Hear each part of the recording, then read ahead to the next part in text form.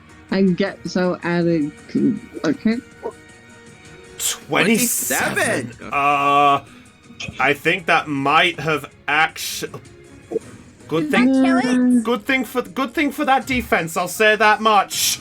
Because that 27 is exactly what it had, but the defense has saved it. Okay, so how much does it have? Click on it and see the green if you can see it. I don't see the green. Oh, fair enough. 5.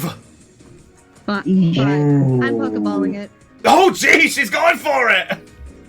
Yay! All right, so I need to get my numbers. Okay, so it is. I can tell you right now, it is level 2. Okay. So you know what? It's based on the statistics and its health. It's got exactly the same situation. You roll a D100. As long as it's not 100, you're catching it. You throw the ball. Click! Lillipop was being caught! So I'm just gonna put Lillipop out the way up here for now. So yep, Lillipop is now in that Pokeball on the ground. And at that point, the Zigzagoon has just looked just briefly with the candy bar still in its mouth. Like, what's going on? Yep. And that's basically how it reacts. Is that it for your turn, Puppet? Okay, one question. What is burst 2? Is that the effect of knockoff? No, that's the effect of another move, Screech. Burst means it will go out in a direction for 2 squares around you, I think.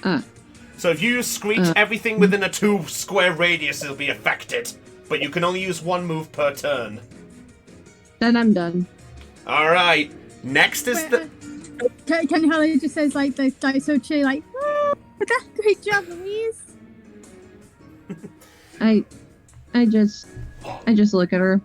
Non-responsive. Okay, next is the Houndour's turn. The Houndour, at this point, is going to move up towards Elizabeth, slowly. And, Elizabeth, you actually get a good look. You see that this Houndour is severely wounded. Crikey, mate! What'd they do to you? And it's just snarling as it looks at you in response. And I think, let's see, is it going to try and make an attack? Let's have a look. I'm going to look at his statistics. Yeah, he's actually going to use try use Leer. And he's going me? Yeah, on both you and the Eevee. It's a cone of 2, so it'll affect both of you. Leer paralyzes, right?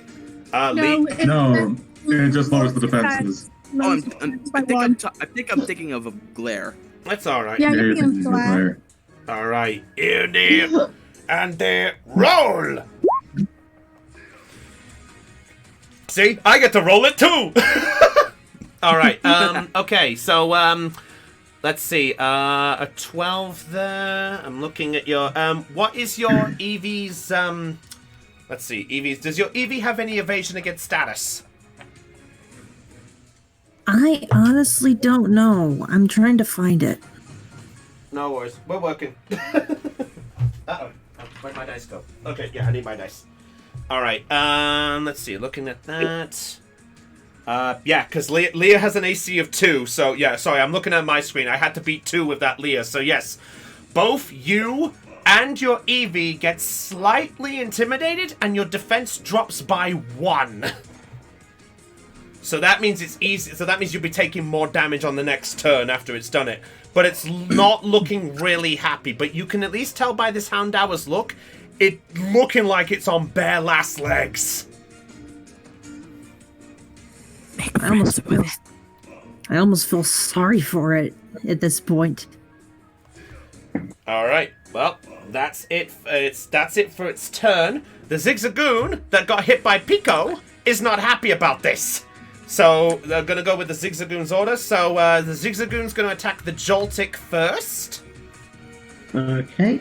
Okay, I'm doing my best with rolling here. I hope I do the right thing. Well, I did it right before. It's gonna go right for the tackle. Okay. It has to beat a 2. Oh, Jesus, that's a 5. Okay, oh, but that is 21 on the damage. What's the defensive Joltik? Well, I had a +3 to evasion, so it's still hit. Oh, jeez, that was 5. Shit. So 21 damage minus my 3 defense, 18 damage. 18 damage from that tackle. So, in quick response of being bitten, it charges back and bang! Right into it. And Pico has picked up an injury. Thank you. All right, I forgot about the injury part. All right. The other Zigzagoon, the other one that's up top, is... Let's see. Unbeknownst to it, it's going to make a desperation of... Let's see. You okay?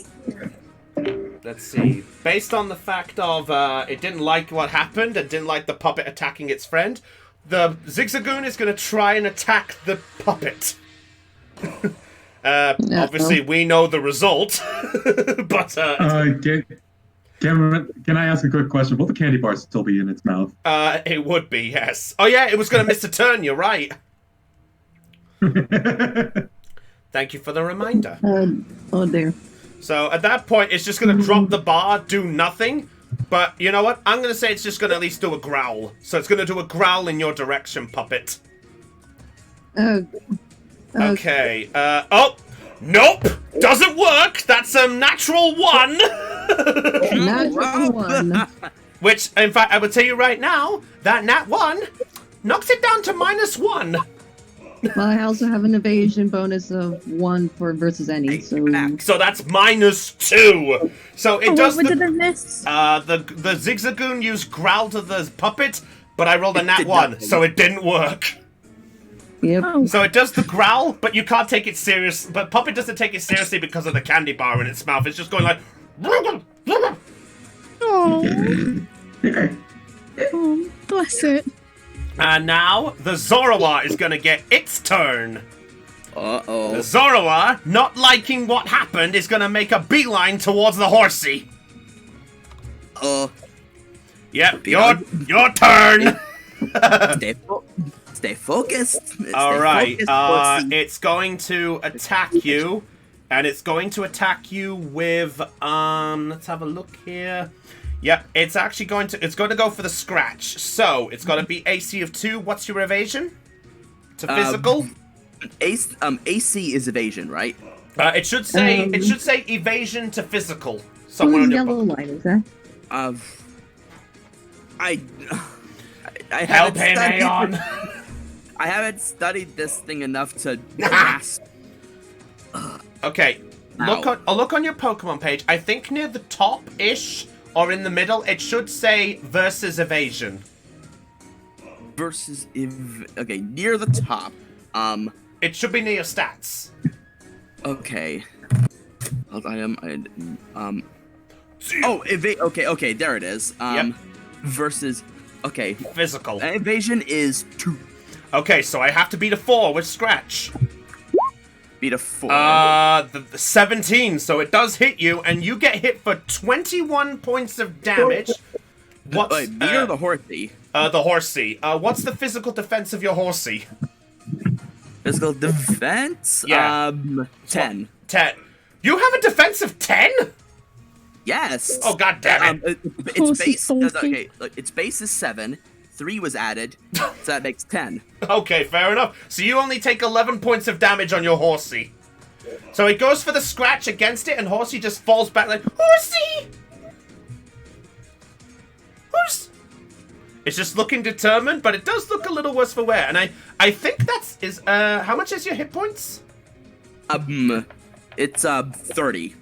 30, 11. Is that an injury, Aeon? No.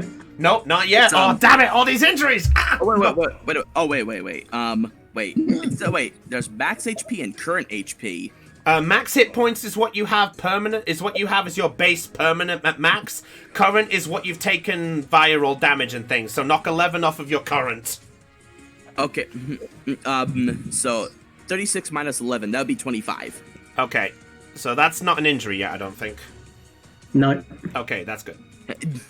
Reggie, you don't take that lying down.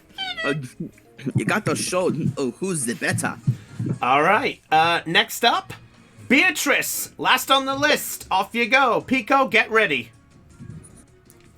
Okay, so seeing as the Houndour is in pretty rough shape already, I think I'm just not even going to bother attacking it. I'm going to just throw the Pokeball. Alright, okay, you're gonna go straight for the ball, so you It's like Pokemon Go. Yeah. Fair enough. Alright, let's have a look at this Houndour. 3, okay, level 3, doing my numbers here. Okay, because of the fact that I have this as it's actually not an encounter that's supposed to be here, so I'm making this a little harder. You have to roll lower than 75. Alright. So D100, D100, lower than 75, and it's all yours! So you got a 0.25%.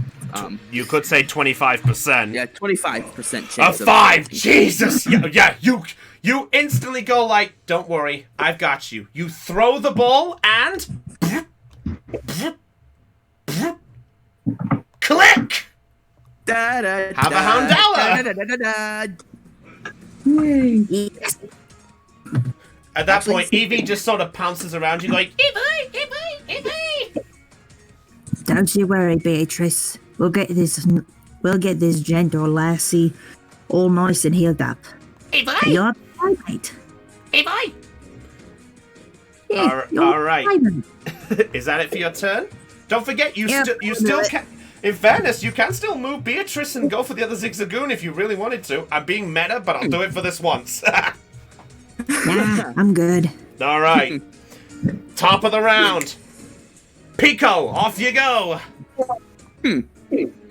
Seeing his beloved starter injured, Arlen's just going to glare at the Zigzagoon and just go, "How dare you!"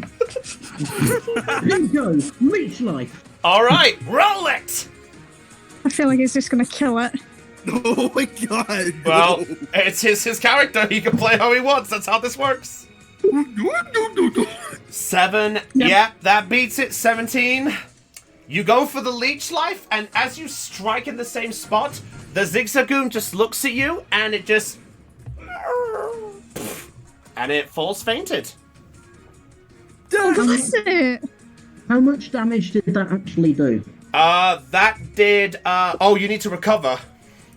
Let's see. Please. How much did you roll on the damage? Apparently 17. 17. That was 13 in total. Okay, 6 back then. Thank you. No problem. And how'd you do this like bring up this little table here? You fill it in with a character sheet. This is what we were talking about by filling this in. So all you do is just click a button and it will roll everything for you. I can do that for you mid-sessions. Okay. Yeah, so we can do that after this. All right, is that it for your turn? Yes. All right. Monchi, off you go. Alright, is the Zigzagoon still like distracted by eating the candy? Not as distracted, but it's glaring at Puppet. Okay. I'm gonna have Holly slowly walk up to it. Oh! Keep going. Okay, make a stealth check, Holly. Okay, good. Oh yeah. Yeah, so roll whatever the d6 dice is for your stealth. 1d6. Okay, so, well, I'm gonna calmly like walk up to it, like making sure like I'm not a threat. Okay, all right, then I'll make the DC a little higher because you're trying to do it without threatening it. So Yeah. just a little higher, but just this once. Okay, so 4. You've only got 1 for stealth. Oh wow, 4. Okay. Yeah. All right. Let me see. I'll roll a random thing to see how he reacts. Okay. He is contently looking at the shuppet and doesn't notice you coming by. but then slowly turns the head as you got closer. Okay. I then, as soon as he begins to like tilt his head, I then sort of like almost like like kneel down. Oh. Still like trying to not look threatening. Okay. And then carefully, I slowly move my hand and towards its face, and then began stroking its ears. Oh. Okay. Holly's probably gonna get bit. Roll okay. Roll a Pokemon education check. I wanted to be different. I know. Oh no! She's trying something different. There's nothing wrong. It's session 1. Have some fun. 4d6. 4? Yeah. 1 critical and an 11. Yeah. Within an instant, it just flops over on its back and just sort of. It's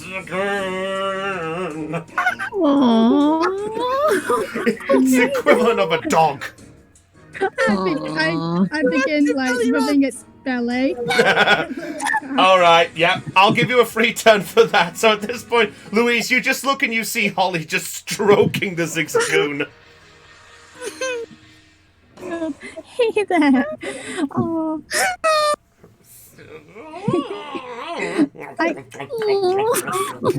And at that point, it's still trying to eat the bar. It's basically turned into an otter when it's eating on its back. Chris, you're going to make me die of a heart attack. You're like die of cuteness overload. All right, is that it for your turn? No. Holly then like pulls out the friend ball. Oh.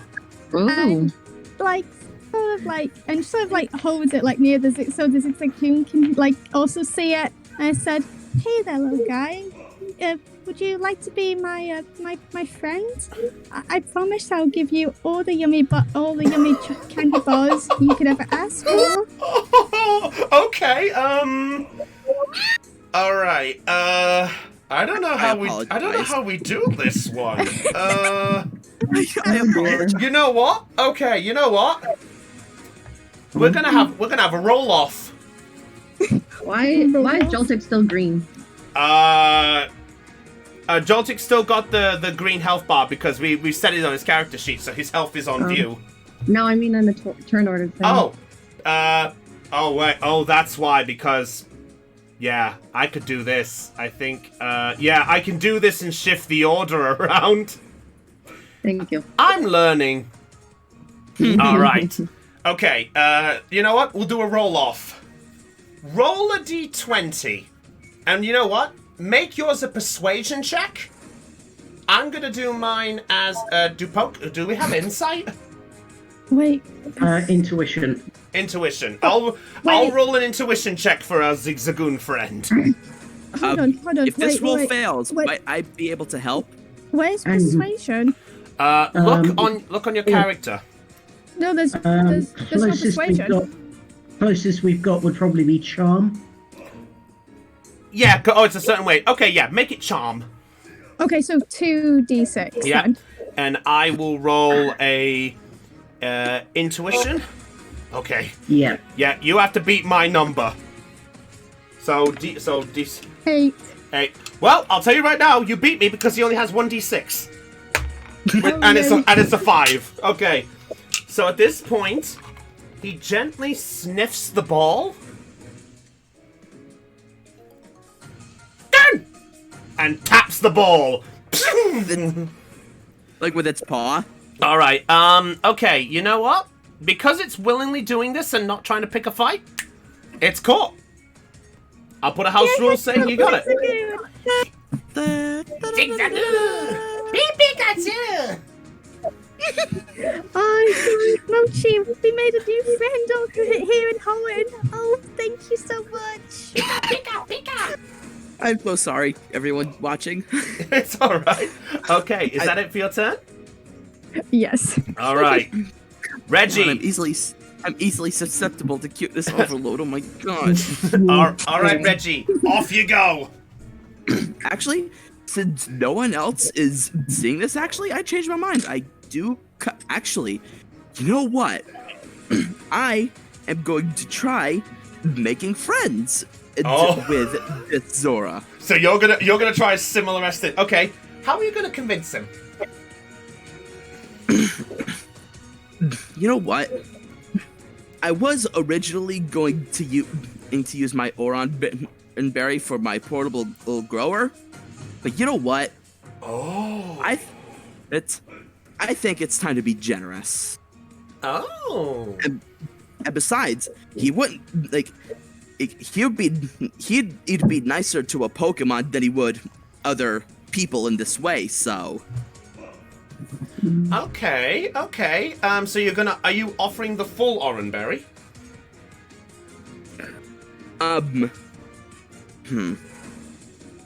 Wait, what would leaving half mean for being able to grow it? Not very good. You know what? I could always get another berry sometime. Oh. Okay, so Kemplar, as you've just caught the Zigzagoon, you look over and you see Tycho, who's basically offering, I think, the Oranberry. Are you definitely doing this? So Tycho. So you know what? Okay, so Tycho, thinks. You know what? I think no violence would be necessary.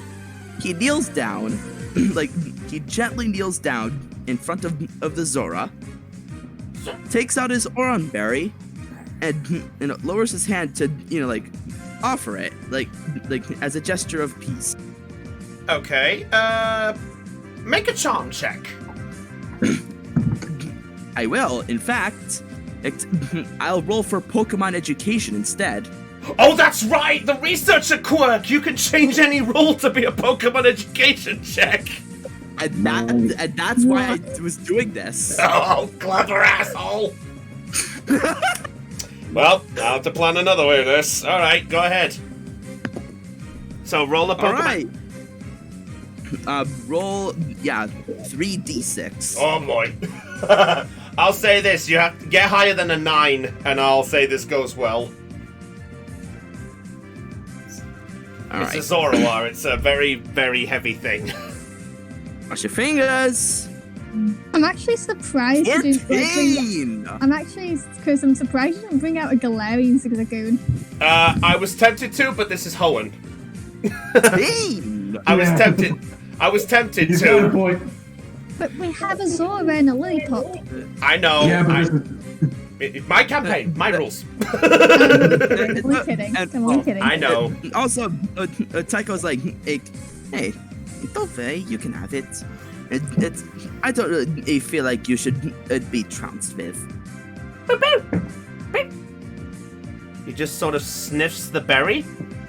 He grabs the berry and just sort of grabs it out of your hand, starts nibbling it with his back turned, and then slowly looks at you like a...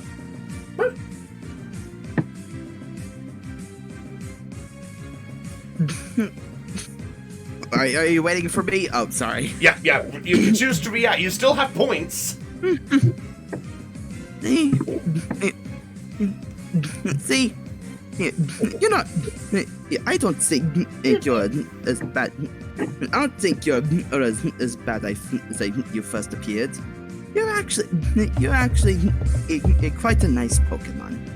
And I don't mean that in the bad way. So, question. We were just on our merry way to somewhere, and as he's talking, he slowly holds out the Pokeball. Oh. I was wondering if you would like to come with us. You can come with us, you know. It's not bad to have some company. I'm gonna make a roll for this. Alright, yeah, go ahead, roll your frickin' Pokemon education check again, because I know that's what you're gonna roll if you want. 8. What do I... Let's see, Zoroark, so he's gonna roll, intuition. Oh, no, jeez. It's another 1d6. Wait, intuition? No, mine is intuition. I know you can change any roll on your end as Pokemon education. Yeah, that's what I do. If you want to do it again, do it. Alright. 15! Well, Well, yeah, it listens to you, and similar, unbeknownst to you, it taps its little paw against the Pokeball, and click. There you go. One Zorua. And I think, yeah, that's the whole board cleared.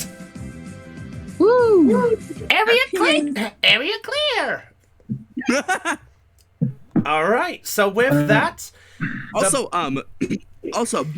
from here, the Zora eating that Oron berry that I had, it also healed, right? yes, he's recovered 10 hit points, I believe. Yeah. All right. So I need to start giving you guys Pokemon now. Okay. So so I need to find out who's doing. I need to wait because I know someone did talk about passing mons if they wanted to. So I'm just waiting until we do things. So I'll pass sheets when we finished. Okay. Okay. All right. So with that, everything is calm, and you can sense within all of your bodies that this battle has ended. And then you realize at this point, all of you have got separated slightly. Where's everyone? I don't know. I mean, we could always try yelling out for them. True. I must say, you did some good work with that Torchic. Well, thank you. You and Reggie were doing amazing for yourselves. But yeah, but when I discovered it was no ordinary Pokemon, I decided that we should make up. Fair enough. I mean, I gotta come up with a new name for this little Zigzagoon. Oh, really? Yeah, I'll say this, guys. If you want to come up with your names, you can come up with them when I hand you the sheets, and you can do that in your own time if you wish. Okay. Yeah, and then you guys can now do your own rolls of these mons if you wanted to, because they're already pre-made. But if you want to, we can update them onto the Excel sheet if you want to as well, so you've got them for yourself as well when we get there, okay? That might help. Yeah, that's what that's what I'm gonna do. Fair enough. All right. Also, you know what? In fact, I will give my potion to Horsey. Okay, so recover the hit points on your horsey. And as for you, Reggie, you did an absolutely fine job. By the way, meanwhile, as this is all going on, Puppet has flown back to Louise and just starts circling around her head again. Louise, we both caught a Pokemon. That's incredible. And you and Puppet were just incredible too. I nod. Yeah. I'd like to point out this is Del's character, so get used to it, everybody. Actually, now that I say this, where's everyone else? Don't know. Mochi, did you see where the others went to? P? He just Mochi just tilts its head very gently, and then shakes it just like, Let's go then. I head to the little ledge and jump off it. Yep. As you do that, Louise, you jump down from that. Make an acrobatics check. Acrobatics? It's a ledge. You have to climb over. You have to climb up and jump down. Regular Pokemon games don't need acrobatic checks. Yeah, they do now. Now, where's acrobatics? Acrobatics. Look on your trainer skills. Okay, 2d6. Okay, so 2d6. Okay. 9. 9. Okay. As you sort of look over the ledge, you realize how to land it. You're used to landing with wearing the dress that you've got, so you land safely back down, and your Shuppet just glides down gently to meet you. And at that point, I'm sorry. No, sorry. Go ahead, Del. Sorry. It's all right. Go ahead, Del. You first. I just turn to Puppet and just smile at it, then immediately go back to my default look. Okay, now as this is going on, Tycho, you actually do turn around and you see briefly just ahead of you, you do see the sight of an Eevee. And you get the feeling you've seen this one before, and you manage to put two and two together to realize that this is Elizabeth's. Hello there, Evie of Elizabeth. Evie! Evie just starts pulling on your leg, Elizabeth, to pull you back towards Tycho. Beatrice, watch it. Evie! I quickly grabbed the Pokeball with the Houndour in it, the Houndour in it, and I am dragged by my Eevee towards Tycho. Oh, okay. I'm gonna. What silliness is you have in store, All right. Evie? Okay, just quickly going with Holly just to get up there. Holly, what are you doing? Oh, sorry. I'm gonna as soon as I saw Louise jump down, I gently pick up Mochi and I quickly say, wait for me, and I jump down. Acrobatics check. So Louise, after you've just done this, you hear a cry coming up from above, and you watch as Holly jumps off the little ledge to jump down to greet you. And in a quick succession, Holly, you land pretty much unbeknownst to you the exact same way that Louise did. And Mochi at that point just sort of does a pika.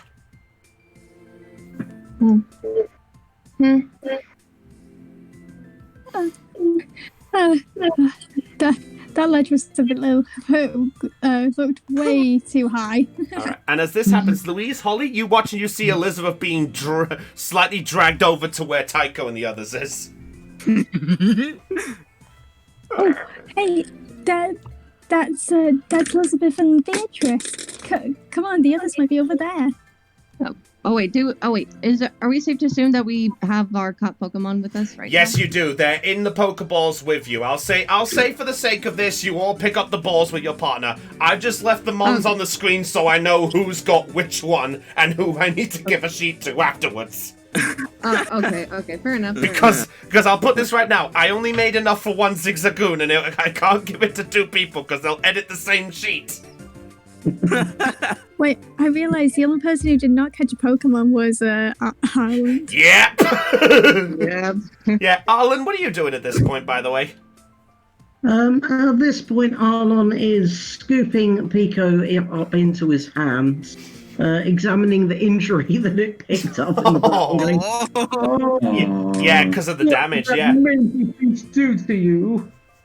And just cuddling and walking over the group.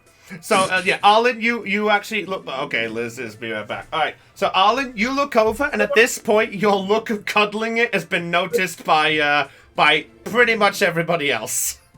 Tycho's just giving Arlen a bamboozled look like, what in the heck?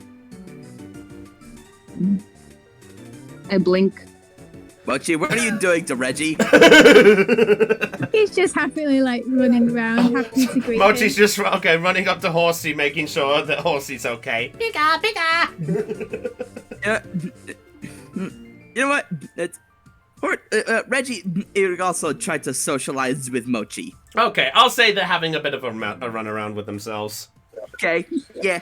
Alright, so all of you managed to reconvene with yourself. Kemplar, you watch as Tycho's going off and you're able to catch up with the others. And the rest of this part is all yours, if you so wish to have your talk or what you wish to do. All I just remember one thing, by the way. I'll just put this as the meta thing. Just remember that you're not supposed to leave towards the next town until the next morning. So this is pretty much as far as you can go. Just as a heads up. Okay. Arlen resists the urge to go back and kick the Zigzagoons. Oh man! Okay, look, me and Louise finally caught our own Pokemon. Same here. I caught a Zigzagoon. I gotta come up with a nickname for it, though. You caught a Zigzagoon too? Yeah, I'm assuming you did as well? Yeah, but Louise caught a Lillipup, didn't you? I turned to look at Louise with a smile. Yeah. It's that time of the session again. Time to figure out if the index is right about Lillipup. Oh no! Well, actually, the thing is, you don't know that Louise has the Lillipup out, so you know what? I'll say if you want to do the search, go ahead. Let's go for it. Roll that D20. All right, let's go. So, just before we carry on with this, I'd like to point out this is going to be a common thread. Theon has a broken Pokédex on him that will sometimes tell him the correct information of a Pokédex entry, and sometimes it will make up something where Theon will basically have some fun with it. So, we don't know what it's going to be. Theon, give us your Theondex of Lillipup. All right. I'm going to have to figure out something for this one, so... Oh no, it's a Theondex! No, we couldn't save the boy! Hold on. Google Chrome is deciding to mess up. Oh. Google Chrome decided it didn't like me all of a sudden, and it's not responding. Actually, I have the Pokédex page to pull up. Oh. Anyway, it's a crit. Oh, he's got a 20, so that means it is a full authentic Lillipup version. Yes, the only difference is it's a 20. What do I do for that? Good question! Use a We'll figure legit something Pokédex out. entry. Yeah, you know what? 20, you know what? A 20? I'll say you at least know, You know what? I'll come back to you about that. I'll think that bit. I think I'll waste time. Lillipup, the puppy Pokemon. The long hair around its face provides an amazing radar that lets it sense subtle changes in its surroundings. So that is an authentic version, by the way. Do you want me to do a non-authentic version? No! Moving on. Wow, that's pretty impressive. Oh, Holly then turns to look at Livy as well as Camp. Oh wait, Camp already told me his Pokemon. Yeah. Oh yes. As well, did you both catch Zigzagoons too? Are you referring to Elizabeth and Arlen? Yes. Okay. And Tycho as well. Okay, yeah. Tycho, sorry. Well, Heidi's on dinner, so we'll come to her in just a sec. But yeah, Arlen and Tycho, if you want to respond, you can do. Wait, I did not catch anything, and Arlen's just going to pull out a candy bar and start sharing it with Pico. Pico! Oh, I'm so sorry. Yeah. If you like, Dal? Dal, roll a stealth check. All right. Here we go. Okay, is this a stealth check for the For shopping? Shuppet. If you're doing what I think you're doing, yes. Yeah. Who are you sneaking up on, Dal? You. And it's Me. a stealth, right? Yes. So your stealth of Shuppet. Okay, yeah. So Tycho, if you want to respond in the process. 14. Oh yes, I did in fact catch something, Holly, but it wasn't a mere Zigzagoon. It looked like a Zigzagoon, but when Reggie here gave it what for, it turned out this Pokemon used Zigzagoon as a disguise. Whoa, that sounds like a really rare Pokemon. What was it? If you must know, it was a Zora. And that. Oh yes. So as you mentioned Zoroark, Arlen, your eyes light up. I'm guessing at that point the Shuppet is going to pounce. Yep. Okay. So at this point, how does the Shuppet scare him, Louise? Okay. So the Shuppet will start from behind. Will kind of start behind him, kind of go invisible, and then appear in front of his, and then reappear in front of his face and go. Oh, so just go. Bah! Yeah, just jump scare him. Yeah. Okay. So Arlen, as your eyes lights up, you then watch as the Shuppet flies to your vision and just BAH! At the mention of Zora, Arlen was going to spit out bits of the candy bar in surprise, but having just been spooked, he is now choking on the candy bar. Oh no! Okay. All right. Arlen. Let's see. What do I do for this? You know what? Just roll a d20. If you got 11 or 20, I'll say you're still standing. 10 or more, you're gonna have to have somebody help you. Just roll a d20 and see what happens. 5. dear. So as you're choking, as you're beginning to choke, you do still breathe, but you've now collapsed onto your knees and sort of gasping for air. I'm going to take my hair to avoid falling off. Oh yeah, don't think it's still there. I'll say he's still there, don't worry. And at this point, Shuppet just flies over with this mischievous sort of... I kind of bap Shuppet on the head. Bad puppet. Arlen, are you okay? I then point to Arlen, who's choking. So Tycho managed to stifle an unnoticeable laughter. All right, so Holly's asking if you're okay, Arlen.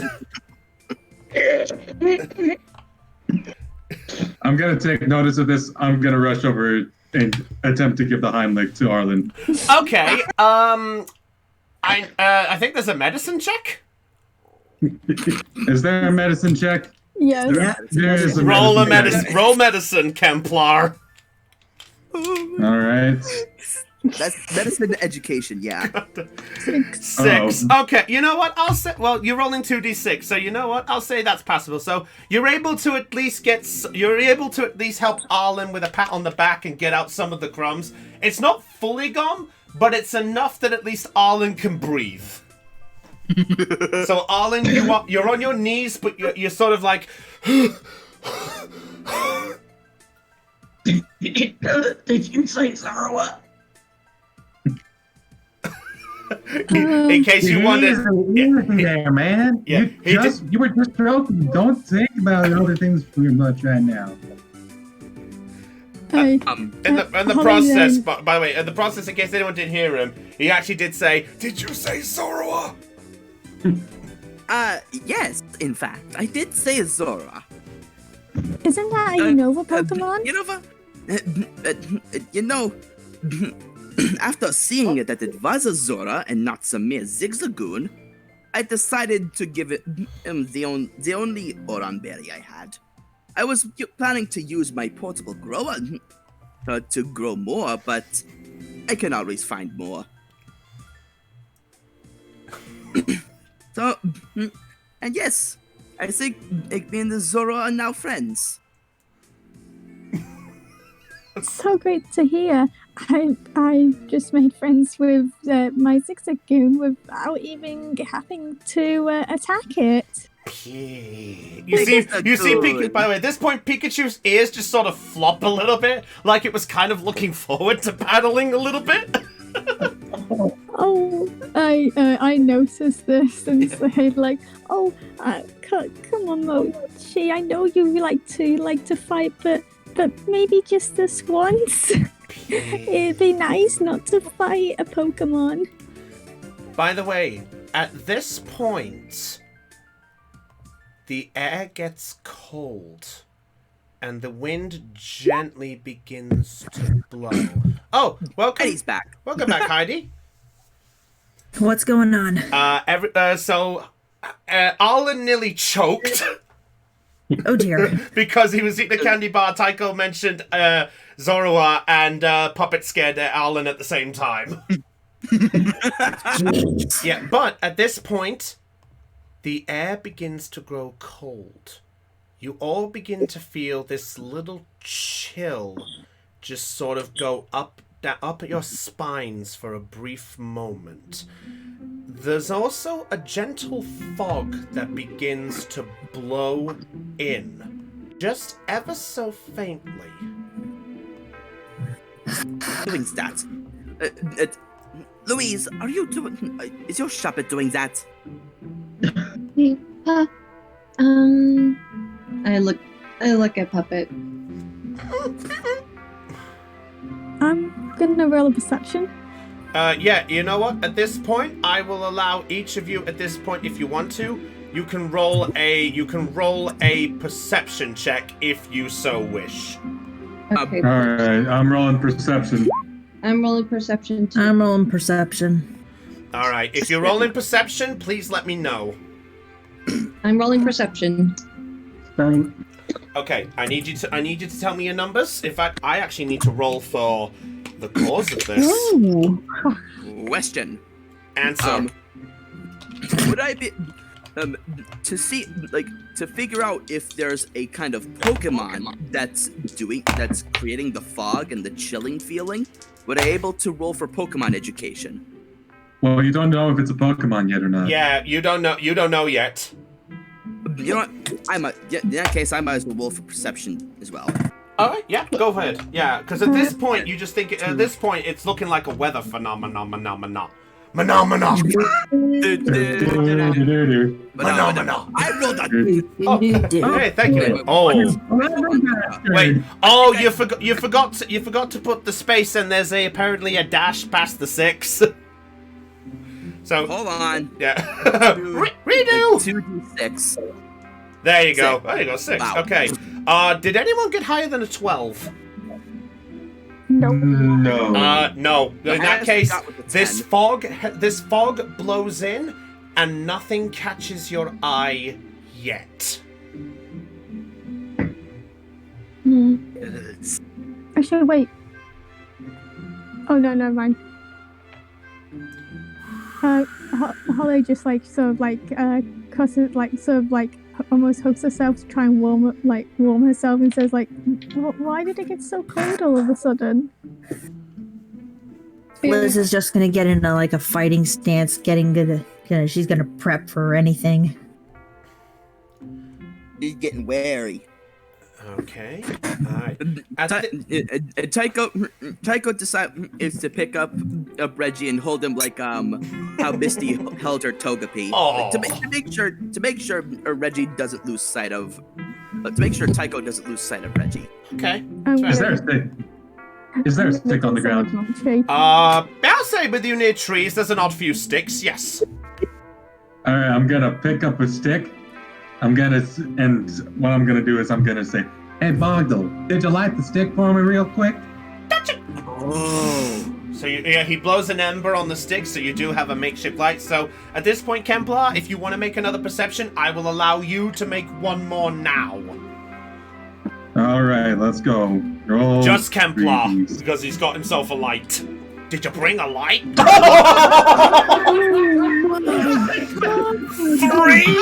nat 1s? Okay.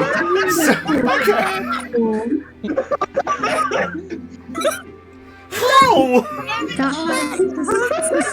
Okay. King of RNG. Okay. Three nat 1s. Okay. That hurts to see. I'll say, because of the 3 nat 1s, he does the ember, but it burns the stick so quickly that it burns the whole of the stick. You don't see a single thing because all you see is smoke, and then all of a sudden you feel your hands caught on fire. Well, that's gonna hurt. All right. Roll it. flashlight You know what? I'm gonna roll the damage for the ember because I'll be nice. I'll roll it for you. You won't take too much. You take 5 points. That's fine. Yeah. Tycho is stifling laughter again, but this time a little harder for him too. Oh, okay. All right. But I have a stupid question. yes, Would a flashlight help? you can try. Okay, so Oh, I have a flashlight too. Oh, hey, what do you know? What do you know? These smart purchases actually were smart. I pull out my flashlight and turn it on. so do we just roll another perception? I will allow you two to make one more perception each. Just you two. By the way, which way are you shining the light, by the way? I'm gonna shine it like a north.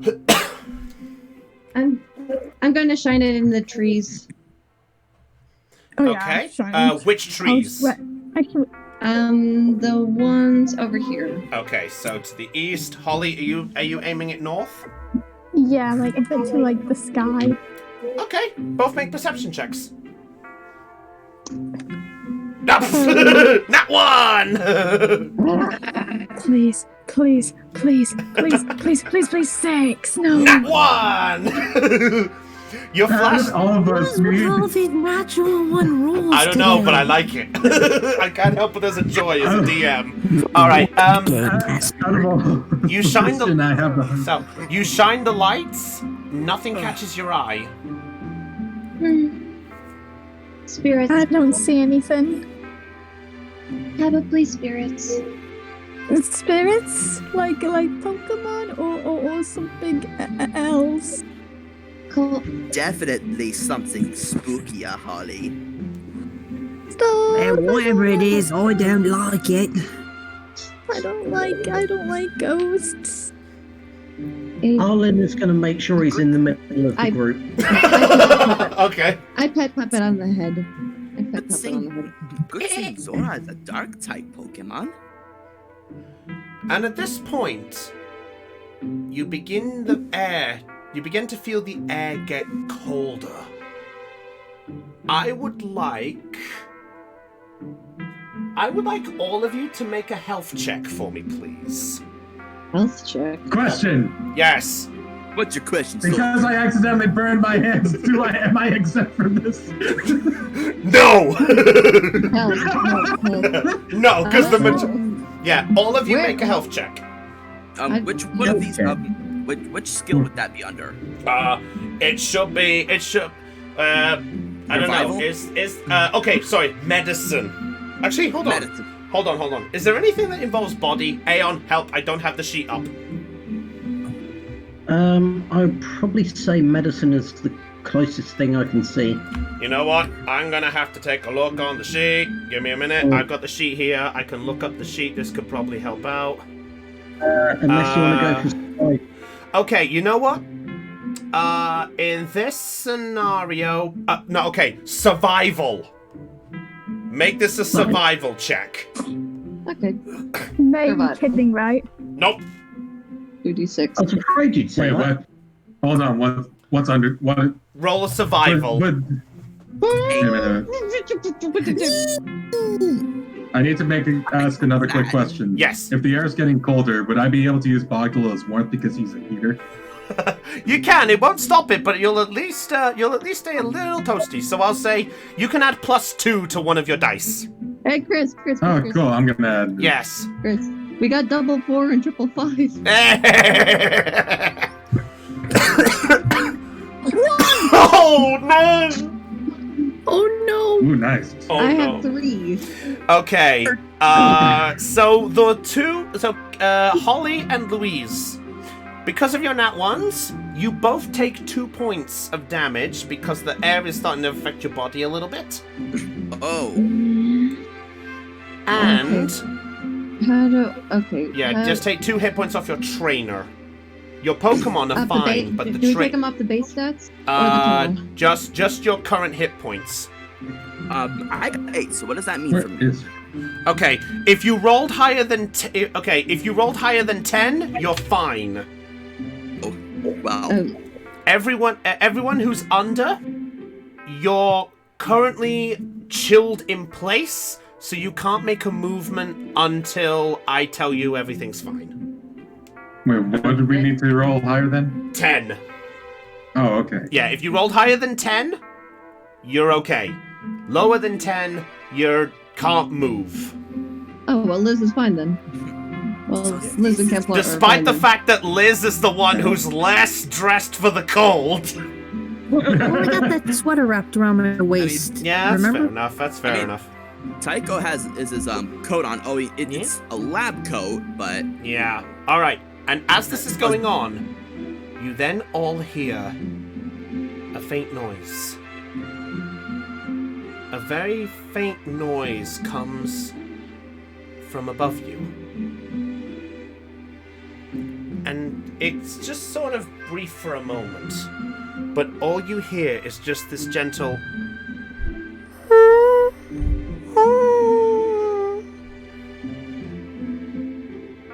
I'm gonna look up. I look up too. You don't Can see. I- You don't see anything. The fog's too thick. Wait. Can I do Pokemon education to do this? That recognize the sound? Sure. If anyone wants to make a Pokemon education check, you can, but I'll allow 3 people at best. I'll wait to see if Holly. Actually, you know what? If you want to make it, I'll let you all make it if you want to.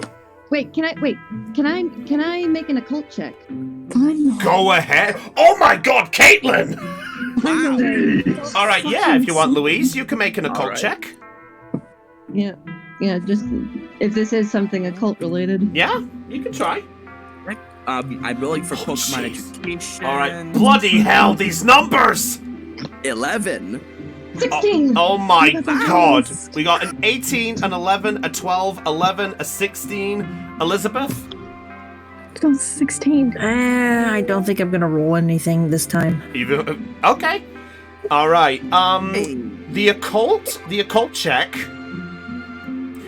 You definitely determine that this is not spectral. Not spirits.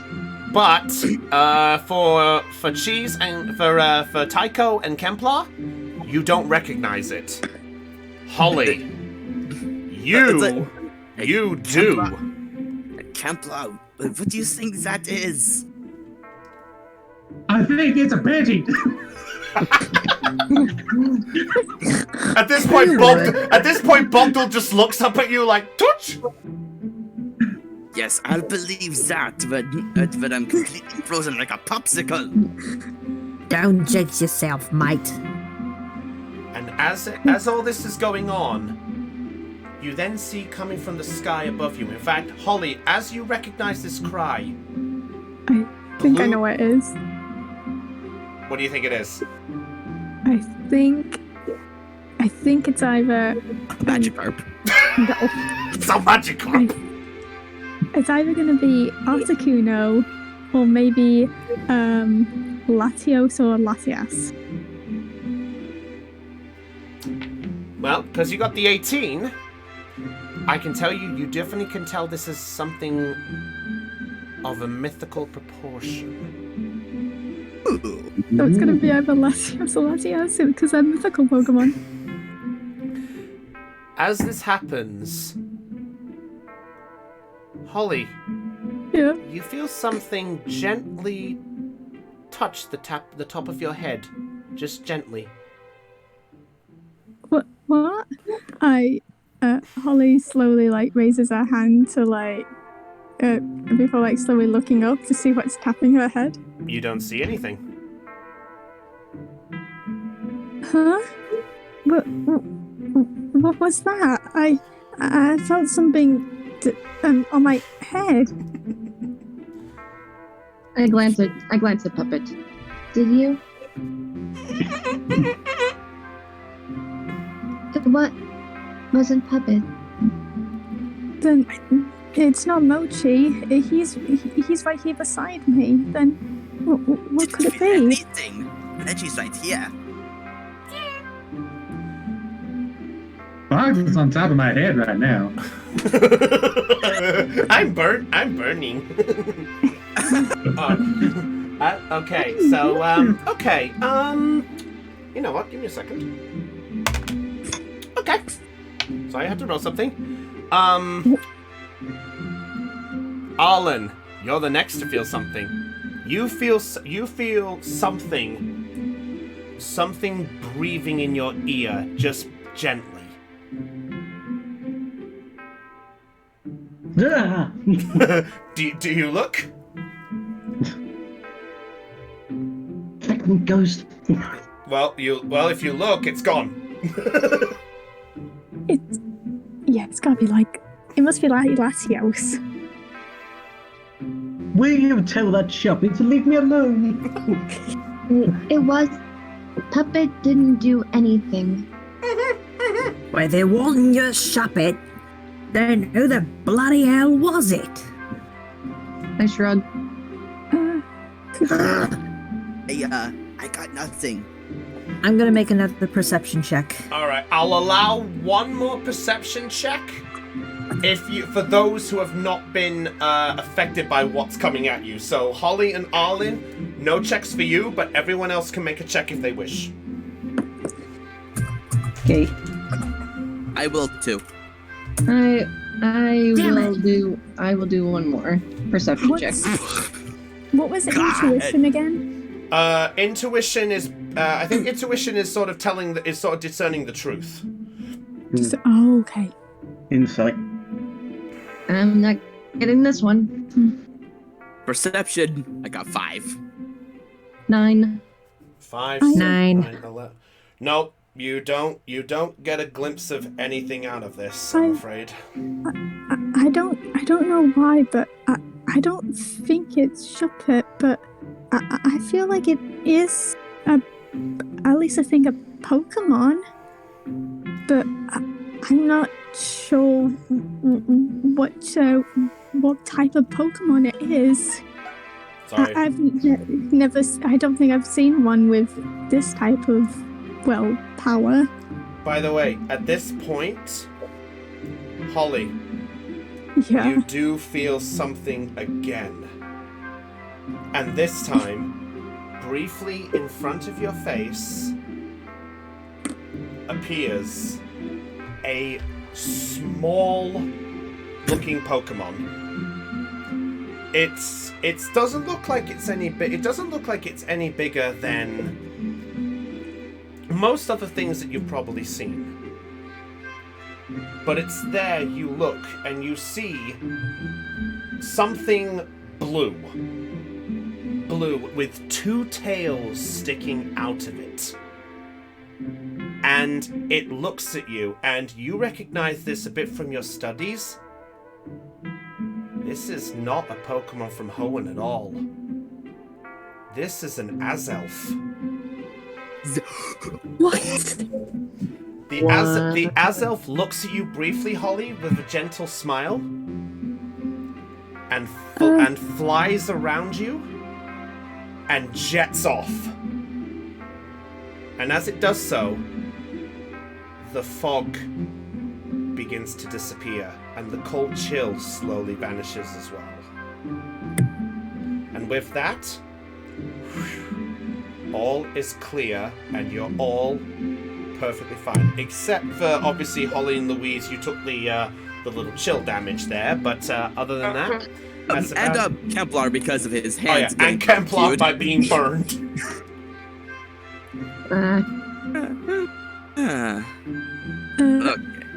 Holly kind of just was just standing there, she's shaking her eyes widen as she realized what Pokemon that was, and she stutters that was an Azelf. Everybody all right? I kind of burned my head, but I'm okay. Wait, I'm fine. Upon hearing in Azelf, Tycho quickly he turns to look at Holly and goes, "Wait, it was a what?" An Azelf, but Zelf.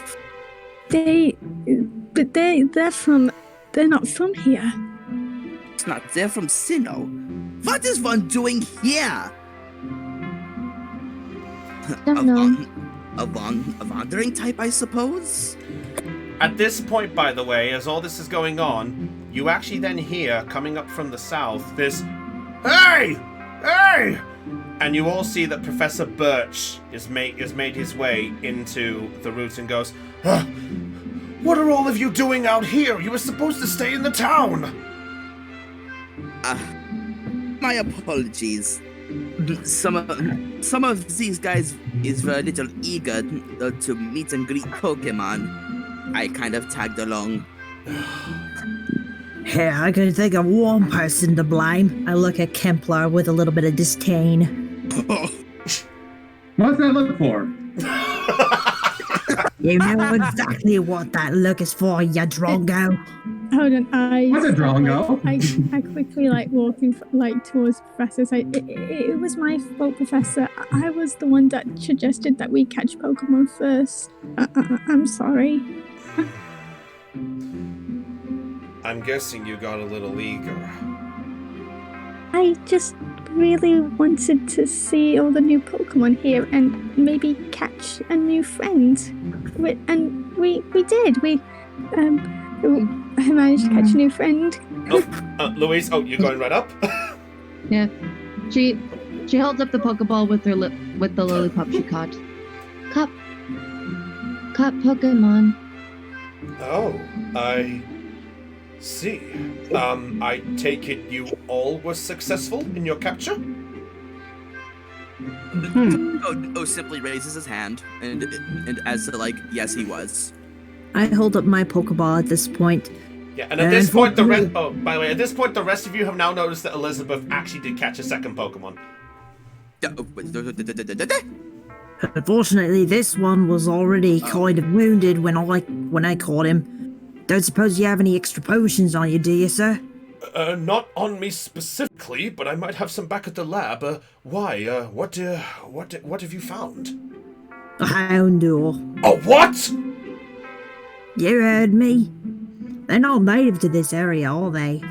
No, a Houndour. They don't normally venture this far at all. This one I caught was wounded, so must have had a rough time, either getting here or getting somewhere. And on the way here. Oh, I did notice some of the Zigzagoon, were, especially the one that I was fighting, were oddly a lot more aggressive. Do you think something might have upset all the Pokemon? Well, it is possible. I mean, there have been a bit of disturbances lately. I've been hearing it from the other professors that some regions have been getting a little bit spooked too. Just gotta go. Bye, guys. Take care, Heidi. Yes. We'll sort out your XP and things when you're back. And that's not the only thing, Professor. We also encountered an Azelf. You watch as his eyes just blink a little and go, Forgive me. I thought you just said you saw an Azelf. I did. In fact. Did the rest of you all see this? No, I didn't, but I was just taking Holly's word for it. I'm just Holly entirely. I heard something in the clouds or in the fog that came down. I thought it was a Pidgey. Well, good that you used your intuition. Not spirits either. Thank you, Louise. I appreciate the heads up. If I may, Professor Birch, when Kempler and I encountered a pair of Zigzagoons, I decided to battle one of them for the kicks. When Reggie here attacked one of the Zigzagoon, it turned out to be a Zora in disguise. There've been a few Zoras popping up around here kind of lately. They've been treating this as their home. Although they don't tend to come out as often, so I'd say that's a rare find indeed. I caught him. Reg and I have a new friend. Well, that's good to know. Anyway, with all due respect, we need to get you guys back. You've generally worried a few of the other people because when we found one team missing, none of the other teams saw you disappear off, so we all got worried. Did we miss an entrance ceremony after an entrance ceremony or something? No, it's just the idea is that all the teams leave tomorrow morning on the same day that all the other teams are leaving on their day too. It's so that way all teams have a fair shot at time length. Oh, okay. Like we've gone anywhere. I know, Arlen. Arlen, and I appreciate the fact you didn't go so far. Just the next time, if anything like this, try to make a note to some people if it's important. It's not too healthy. I apologize, Professor. Holly then sort of does that apologetic bow. Yeah. I promise it won't happen again. Oh, don't worry, Holly. If anything, I at least appreciate the fact that you are all unharmed. Just, it might be best if you guys get yourself back to the town, at least for now. It's probably for the better. Just for now. Quick question, Professor. Yes, Templar? Do you have anything that treats burns? I do. Why? What happened? Oh, when the fog came down, I asked Torch Chick to light a stick for me, and I kind of caught my hand on fire. I think I may have a burn heal or something back at the lab. Oh, thank you. Oh, Louise just walks straight on. Mm-hmm. All right. You see Birch at this point knows, come on, everyone. Best we get back. So he's going to make his way back. Are the rest of you doing so? Yeah. Yeah. Considering that everything is safe, I'm going to return Boggle to the Pokeball and do him here. Okay, yeah, that's fine there. So How do I remove Boggle again? Okay, I got it. You can just highlight it and press delete. Oh, So okay. I'll move these two. So yeah. So at this point, there. Holly, are you moving too? First, Holly, lags behind them before she just looks up at the sky where she saw the Az elf flew away, and she wonders, an Az elf here. I wonder what it was doing. I wonder why it was so curious about us. She then noticed the others walking away, wait for me, emoji. All right, so you guys make your way back down south. I'll sort out your Pokemon when we get there. So we're gonna quickly go back to Little Root Town. Yeah, I'm gonna have to Well, play what the the music. heck? Who's the rainbow? Oh, hello, Ed. So as this is going on, you actually do see a team that is standing around the stage. And there is one Wait. figure that is standing on top of the... hang on a second, I'm going to have to get the music playing here. So as this is going on, there is a figure that is standing on top of a stage. You see that she's sort of twirling around, and there are 5 figures who are looking at this stage around here. And at this point, they then look and they see Birch following behind Louise at this point. And you watch as the girl on the stage looks and twirls around and goes, "Hey everybody! Professor Birch is back! They found the missing people!" And you see everyone sort of breathing a sigh of relief. Some are just looking a little distraught that you went that far and nobody went that far out. And then you actually watch as the Rainbow Girl jumps off and rushes straight in front of Louise. I take one step. I take one step back, still stoic, Yeah. but Oh, sorry, I I forgot slightly that. widen it.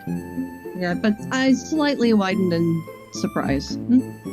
Yeah, she sort of goes up to you and goes, "Oh my gosh, I'm so glad to see you're all right. Are you hurt? Are you okay? Is everything fine? Are you hurt? Are you hurt?" Oh my god, I love this character already. We're fine. Oh my gosh, that's so relieved. Everyone was so worried about you. Oh my gosh, is that a Shuppet? Yes. Why? Oh, Shuppet looks so amazing. I have never seen one up close. Do you mind if I touch it? Yes. And I put my hand in front of Shuppet. And you see Shuppet just sort of looking over the hand at the girl and goes, "Oh, I'm sorry. Oh, I did it again, didn't I? I came off too forward again, didn't I?" Oh. I look at Shuppet. What do you want? Shup. He just sort of gently nods. Go ahead then. Alright, so Shuppet sort of flows over and you see the girl just sort of go, "Oh my my gosh, you are so cute. Oh, I love those eyes. They sort of they scream. I can see everything. You look so amazing. Oh my god. And that little spike on your head. Oh, I bet that could do some real damage. And she sort of gives a gentle rub. And you see Shuppet at this point just sort of do a little shiver, but more like with a gentle smile. So a lot of you have all come in, and now you see this girl cuddling Shuppet. I'm just standing there, rolling my eyes at the scene.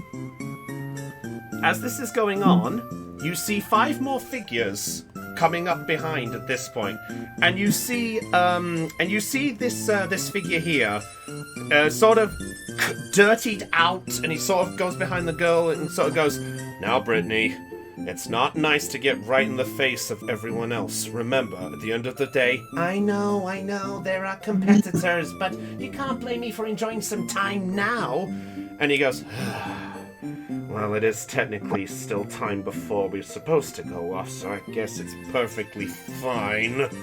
And then at this point, the dirty figure sort of walks up to you, Louise, a little bit, and he sort of eyes you up a little bit and goes, "Look, Sorry about that. No, he sort of looks over at Louise and goes, "I'm sorry about her. She gets a bit up in the face. I hope you can apologize my teammates' actions." It's fine. Brittany, have you said you're sorry? You see Brittany sort of look over and goes, "I said I was. At least I think I did."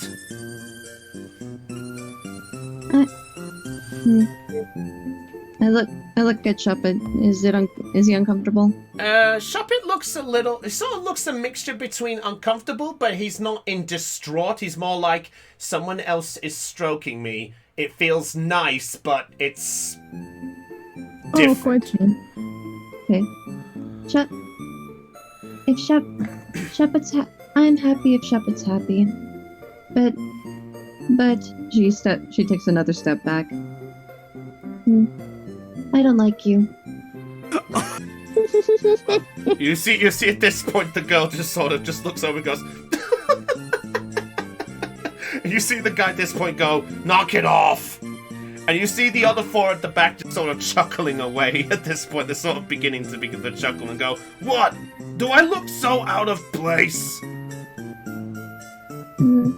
Here, I point to the stranger. Filthy. Filthy? And then, Do you even... and then point to the rainbow girl. Too cheerful. What's wrong with some cheerful attitude? Remember, a smile makes everything worthwhile. Now that's a model I can get behind. And Tycho's just rolling his eyes and like saying quietly, Elizabeth and Arlen are kind of close enough for him to hear. He's like, "Oh great, this again." Yeah. At this point, Birch just looks over and goes, "What do you mean, this again?" She did this to us. She did this to us before. Yeah, I'll say at this point that she did this to you with the horsey, but not to the Shuppet, because it's the first time seeing this. And you see the girl at this point look over and goes, "Look, it's the guy with the horsey!" It's like, in sort of comical fashion, he's like looking around like in his surroundings, and then he points to himself. "Me? Yeah, that's the horsey I played with." And you see at this point the figure just sort of lower the hat like, this is only for one day. This is only for one day. This is only for one day. Tycho gives an amused sigh. And at this point, the girl at this point goes, "Oh, I realized I didn't properly introduce myself. I'm so sorry. My name's Brittany. I'm so sorry that we caused some trouble. And this grouch here, this is Roger." And you see at this point, Roger just sort of raises the hat and goes, "A pleasure.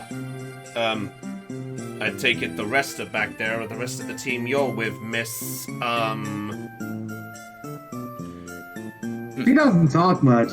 Hi, my name's Kemplar. This lady here is Louise. It's nice to meet you, Roger and Brittany." A pleasure. And at this point, hold on a sec, let me double check my notes here. I'm double checking my notes. Yeah. At this point,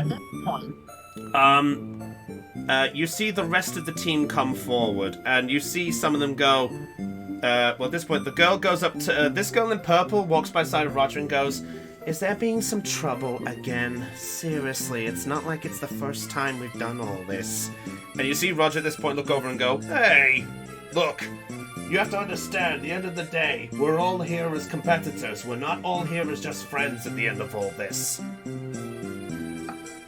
A part of the competition is always competing against friends. That's part of why you get rivals along journeys, to make new friends while you compete. As this happens, you see the girl here.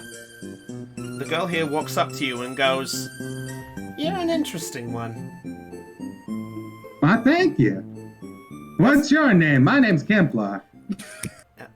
My name is Hannah. I was the one who kind of got the team first together. In fact, I kind of bumped into you lot as you guys were making your way out of the lab when you registered yourself. Oh, yeah, now that you mention it, I kind of recognize your face. I apologize if everyone else is a bit out of place or up in the face sometimes. I truly am sorry for that. It's no trouble at all. And then Heck, I used to do the same thing. Hannah just gives a chuckle and is just sort of like, this one's kind of nice. I think this one could be, this one can have some fun later. And you see everyone else give a nod. But then at this point, you see this figure. He sort of stands in front, looks around all of you at this point, at everyone else. And then he sort of stands up in front of, let's see, yeah. He stands in front of Arlo and goes, "You, with the Joltic." Yes. Judging from that suit, you look like you don't exactly get your hands dirty. I do what needs to be done. Huh. As I gathered, clean, posh, arrogant. That's about right. Look at you, scruffy. Tycho's just snickering at the bickering. I made a rhyme. He just sort of goes... Give me a minute. Oh, yeah. He just sort of, the figure at this point, he looks over and goes, a bit of dirt would do you some good. Sometimes you can scale high if you find yourself getting dirty. It makes the job worthwhile. And he walks back. I point to the kid in the orange shirt. Brett. You see him just tense his hand and goes, "Brat! Why, No. I'm not that type." And you see, at this point, Brittany just gives him a hug and goes, "Ah, look at this. He's cute when he gets angry." And you see him go, "I thought we agreed on this. I am far from cute." Tycho finally lets out some laughter. Some pretty loud laughter at the antics. At this point... So as this is going on, you see Hannah at this point goes, "All right, I think this is getting a bit out of hand. If anything, we're all glad you're back, aren't we?" And you see Dustin at this point just sort of go, We never learned his name. He never introduced himself. Yeah, oh no, I mentioned... Oh yeah, sorry. You see Hannah goes, "Dustin, introduce yourself." "Hi." Howdy. My name's Kemplar. What's your name? If you used your ears, it was Dustin. Hey, Ben, nice to hear from your mouth. Thank you. You see a sweat drop just gently go back his head, and he goes, "This guy is so perky." And you see Brittany just sort of look over and goes, "Hey, so what's wrong with my perkiness, huh? You didn't react the same way at mine." And you see Brittany at this point just sort of go right in the face, and Dustin's just like, "Look, I agreed to this, so just... And he just storms off. And at this point, the last two figures come forward, and they're sort of like, "Well, I count 1, 2... At this point, this figure here walks up and goes, "Let's see, I count 1, 2, 3, 4. Oh, I see the last one of your team hiding behind the house back there. Oh? Oh, that back there's Holly. She's a bit shy around new people. It takes her a little bit. Holly slightly peeks out. I can imagine Mochi's trying to push her to. Oh. Hi. And before hiding back. At this point, the figure in the shirt just sort of gives a nod to you there and goes, so a shy one who's I think I see this. A shy one aiming to get out of their shell. Yeah, I can read that one like a book. Did I do that right? And he turns over to the other girl in purple and you see her come forward and go, yeah, that's a rough way to go about it. I can definitely tell that she's a shy one who's trying to prove to herself that she can stand up. That's pretty admirable. And I can tell a few others, too. The guy in the orange there is definitely, well, I'd say he's more friend than foe. Why, thank you. And that one with the joltik on his head, well,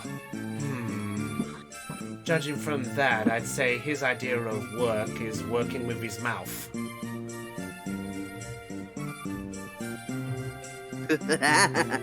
Nothing wrong with I'm going to keep that to myself.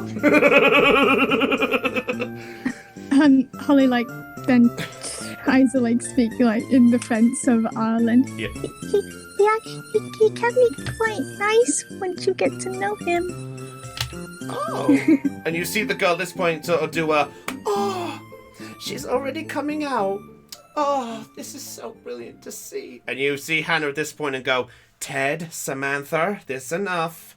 I think they've just come back from something. I don't think we need to give them any more pain. And you see Hannah at this point step in front of everyone and sort of I am sorry for the way that our team is acting. And you see the others all walk up and Hannah sort of then stands up to you, Louise. And she sort of goes, I know this started with my friend giving you trouble for your shopping. And she sort of gives a gentle bow, kind of I truly am sorry for her attitude. I shrug. And you see Hannah just sort of do a nervous sweat drop and looks at Kempler and goes, is she always like this? She doesn't talk all that much. Don't worry, she's nice. She'll come around to you eventually. She just looks at Louise.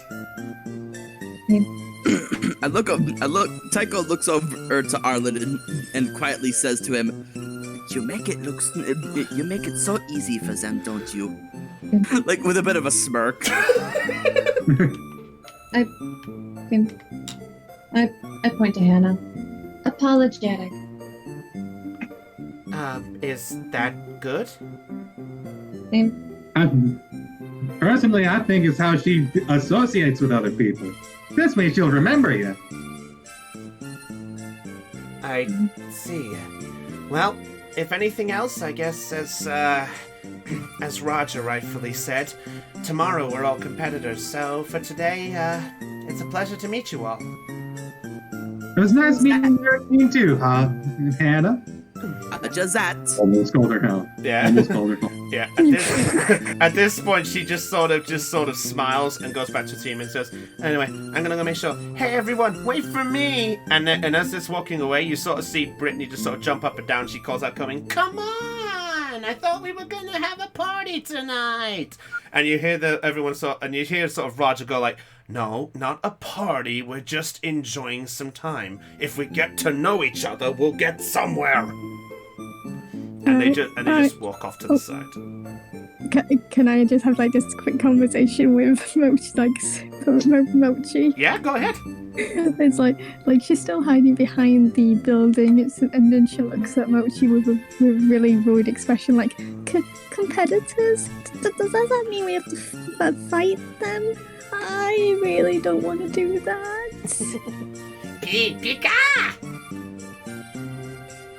Pikachu's just looking at you. Mochi's just looking up with you, sort of that determined look that you had when you first got here. don't want to I don't want to hurt anyone. At this point, Elizabeth walks up a bit to you, Holly, and walks in and goes, "Ew." I've got to try my best to do it Australian. Oh boy. Oh well. Hey, Holly. You don't have to worry about it so much. The best part is we're all a team, so we're all traveling in this together. So, just know you're not exactly alone. All right? Thank you. It's just, there's just so much going on, and I'm just doubting myself. Like, can I even do this? You see, at this point, Elizabeth just sort of sighs a little and goes, "Look, doubt is a big thing. Unless you move on from it, all you're gonna do is be like that. You wouldn't come here with every bit of doubt in your mind. You would have had something that said carry on. So, best you do so." And at that point, she just walks over and just grabs Beatrice. Tycho turns to the commotion, gives Holly a mild sympathetic look before returning to his typical expression, and simply says, "Think of it as character building." Speaking of characters, that was a interesting bunch. I like them. Thoughts about that? Professor Birch just sort of butts in a little bit and goes, "Yes, they're actually a similar situation to a lot of you. They were a bunch of mixtures who came together, actually." Really? Interesting. Yeah, you see Hannah and Brittany, the two of them together. Hang on a sec, let me double check my notes here. Yeah, Hannah and Brittany arrived here together. Supposedly, they kind of clicked with each other when they met each other back at Rustboro City. They traveled here together, and they apparently found Dustin on the way. And the next thing you know, they met up with the three others here. It's kind of similar to you three, kind of meeting up with them, in a way. No, well, isn't that a coincidence? Well, as rightfully said, friends today and competitors tomorrow. This whole tournament thing is, if you ask me, a bit crazy. If you ask me, I'm not fond of this type of idea. But in the end, more trainers to our fair little town going off together. Well, I guess in some way you can always look at this as a weird silver lining, right? I suppose so. Tycho shrugs. At this point, Birch just goes, "Right, now, with all due respect, I would like to ask that nobody else leaves the town until tomorrow morning. When it's time for your team to leave, we will come get you, and it will be time for you to get yourself sorted and gone, I guess." Understood, Professor. Now, You wouldn't happen to have the time on you, would you, Professor? I would. He sort of pulls out his pokey gear at this point and looks at it. He goes, "Right now it appears the time is 4 p.m. roughly, give or take." At this point, he sort of speaks and goes, I have a personal device on my phone that lets me, GM, what is the time?" Yeah, I'll tell you right now, the rough time is it's sort of round about 4:30 in the afternoon. 4:30, in other words. For those who don't use half past or quarter past. Looking at you! Alright. Who are we looking at? No, I'm looking at someone. I'm looking at someone, don't worry. Alright, so at this point, Birch just sort of goes up and goes, Kemplar, are you still in need of that burn heal? It doesn't hurt so much now, but it'd probably be a good idea if we did get that burn heal on. Alright, well, get yourself a spot to settle yourselves down. I'll go grab the burn heal and come find you, alright? Alrighty. Alright, and he makes his way back to his room there. Also, Dell is playing with the puppet. Yes. Wait a minute. Alright, so, at this point, the rest of the evening is all of yours, so if there is anything you want to do, I'll say Kemplar for the paces of time. You do get that burn heal, so you're fine. I'm gonna give Livy a potion so she can heal that Houndour, Okay. as well as giving what was this? I'm so sorry. I'm so shit with names. Cheese fluff. What's your cat? Tycho. Tycho. I'm so sorry. Don't worry. Hey, it's early days. I'm gonna give Tycho potion as well. I mean, for I already used my potion to heal the horsey. Oh, you okay? So who needs healing? Who still has some? Well, because that you guys will be getting to sleep tonight, that will be your long rest, so you'll recover your Pokemon to full health on that time. Oh, and that means injury is healed too. 1 injury per long rest. So if you have 1 injury, it will be healed. So let's see, the Pokemon that are injured are the Joltik, probably most definitely my Zigzagoon. Lillipup definitely is hurt. Yeah, pretty much the Pokemon you caught all have their injuries on them as well. Except mine. Zora has. I didn't attack mine. Yeah, unless no attack. Yeah, so I can tell you right now, pretty much the only Pokemon that does not have an injury. The only Pokemon out of the wild that did not get the injury was the Zigzagoon that Holly caught. All the others at least have 1 or 2 injuries, depending on how low their hit points were. Me and Mochi's fine too. Mochi's fine too. Holly has sustained no injuries in fight number 1. I'm gonna keep that as a rec. I'm gonna keep doing that. Hey, it might not work all the time. Oh, wait a minute. Puppet! Yes. Oh, god damn it. Oh, Del, I hate you and love you.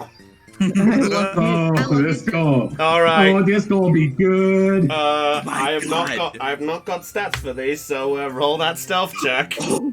Yeah, this will be the last time. Sorry. For this session, anyway. Alright. I've rolled my number, so let's see what you got. 3d6 plus 2. 11. Yeah. Alright. Why the fuck? Why does she keep getting so many good rolls on these stealth checks? Because it's what a puppet does. So at this point, Louise, as you now, did you command this to do it? Nah, this is a puppet. Nah, this is a puppet. Okay, so Louise, as you look around to think, where has Shuppet gone now? You watch and you see Shuppet approaching Samantha, and with a quick moment, Samantha sort of just feels a shiver and goes, what was that? What was that? Blah! You watch as that, and also Roger gets a spook and goes, oh heck! Wait, isn't that? And you see the shop at this point to go and begins to float back to Louise, and you see Roger at this point shout and goes, keep control over that thing!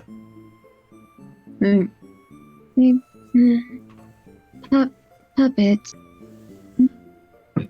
Puppet looks at you with this sort of curious smile, just like, yes? I pat him on the head. with an actual reassure pat? Just to reassured pat. Okay. At this point, he smirks and just goes. I just realized something, Chris. What's that? We after we had that battle in the at the Route 101, we did what do we do regarding the XP our Pokemon Good gain? point. Well done. I am so I let you down as a GM. I am sorry. Fine, we all forget things. Okay, I believe you. Okay, well, I'm also checking my my Streamlabs. Oh, it doesn't show the tabletop. Sweet, it doesn't show the core. What I'm doing there. Also, Apple Core. Apple Core. Does anyone not know the line Apple Core? Nope. Wow. No. Okay, okay, never mind then. I was gonna say Apple Core. Utamor, who's your friend? Me. I'm trying to be funny. I don't Okay. even know what that's from. Oh, Neither do I. All right. I'll look that up. In a bit. Give me a minute. Yeah. Okay. Okay, experience. How do I acquire experience? I had this thing lit up here. Why are you hiding from me now? Why you bully me? How do we have a good experience? Bully. Yeah. Why are you running? Why are you running? Play of the game. I'm not gonna lie, I'm having tons of fun with this. I'm so Wow. glad. Experience. Where the hell is experience on this stupid thing? Add up the levels of the Pokemon for decide whether you want to multiply by anything, usually not for a normal encounter, and then divide by players. All right. Okay. Run that by me briefly one more time. Okay, add up the levels of the wild Pokemon that we fought. Okay. So let's see. 1, 2, 3 Zigzagoons. So that's 12. And that's 15. Check your numbers. Sorry. Yeah. 3 Zigzagoon. Yep. Okay. a Yep. Yeah, I've got it here. Don't worry. Okay. Yep. Got the number.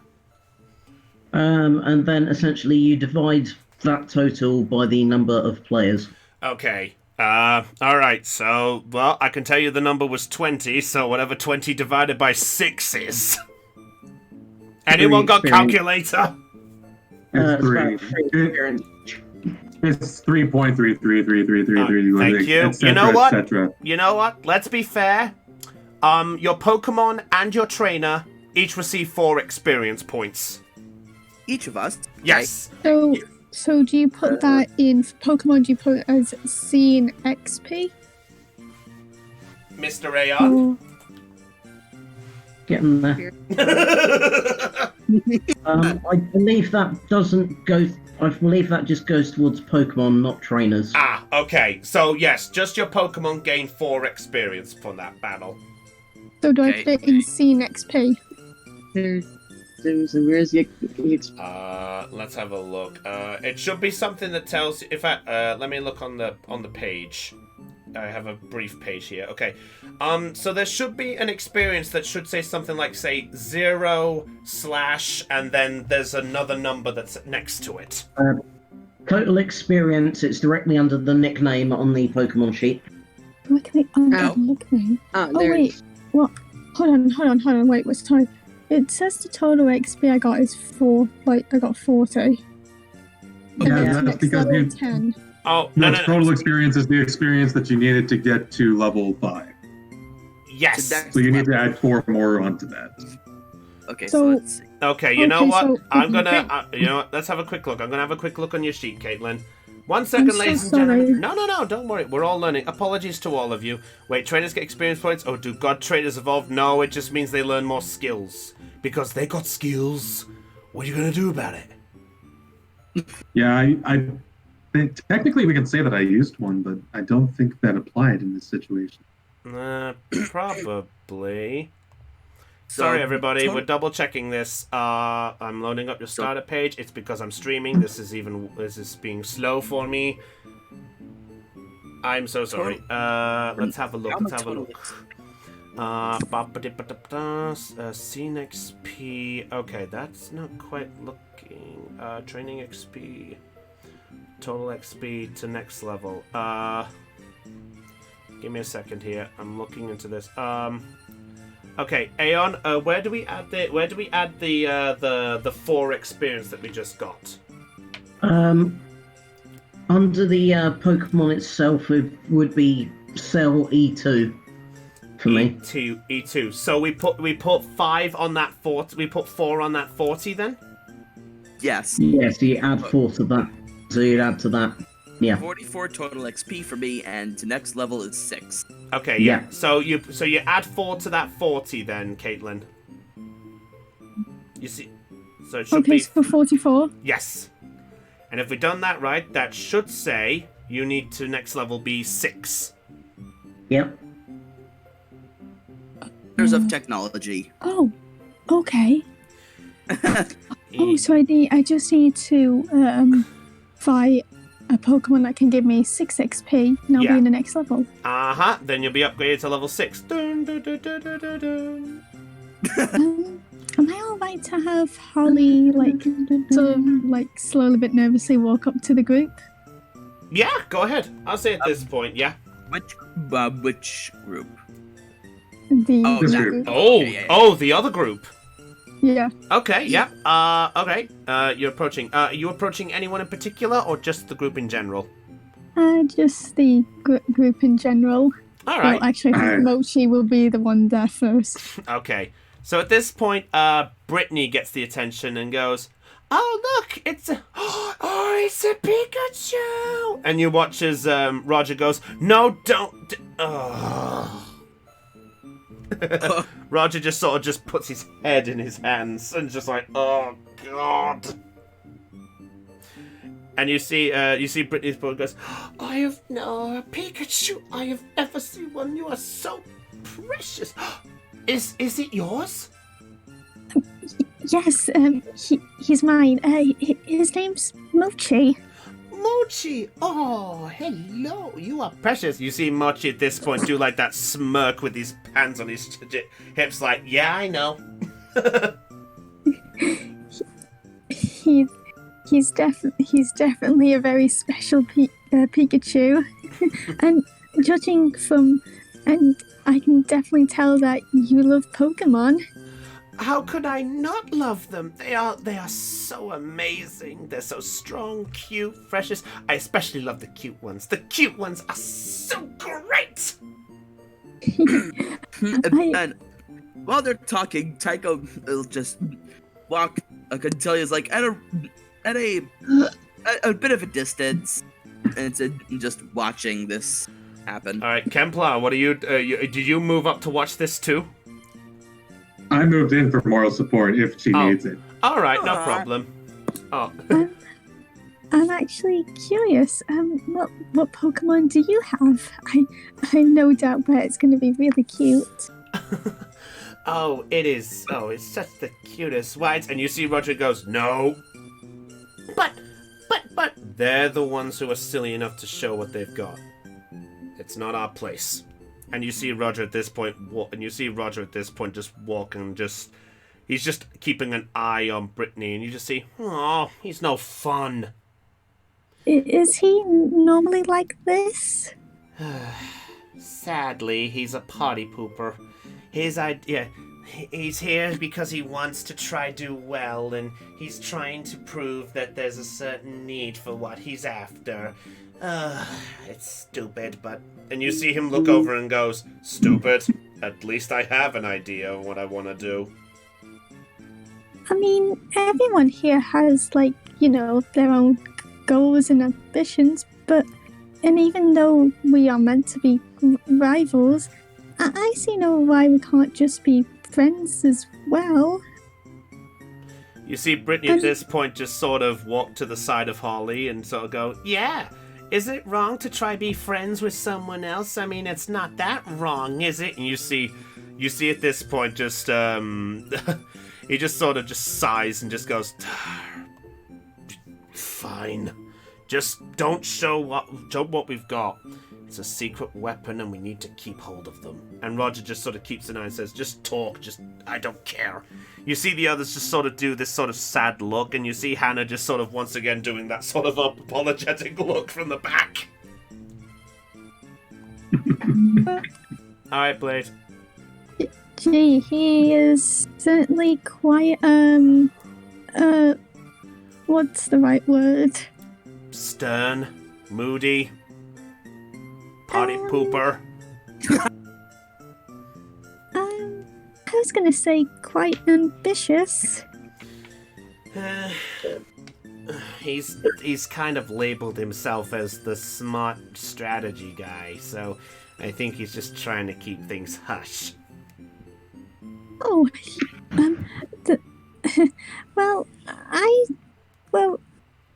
can,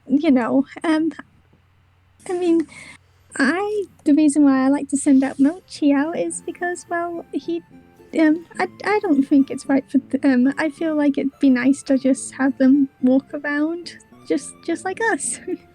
There's no... You see at this point, Brittany just sort of just gets right in your face and goes, I know what you mean!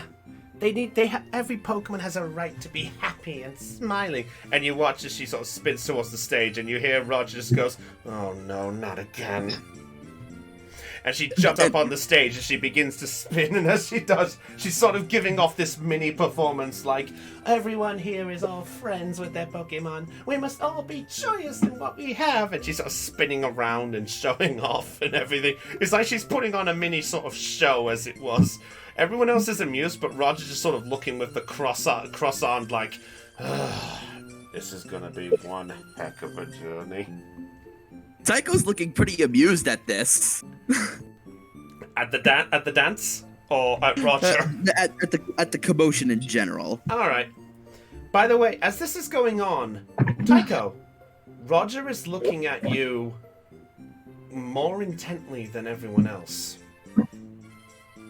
Tycho notices out of the corner of his eye and he cocks his eyebrow a little toward him. At this point, he just sort of you just see him just sort of raise his head and just walk a little bit away. He just does that in response.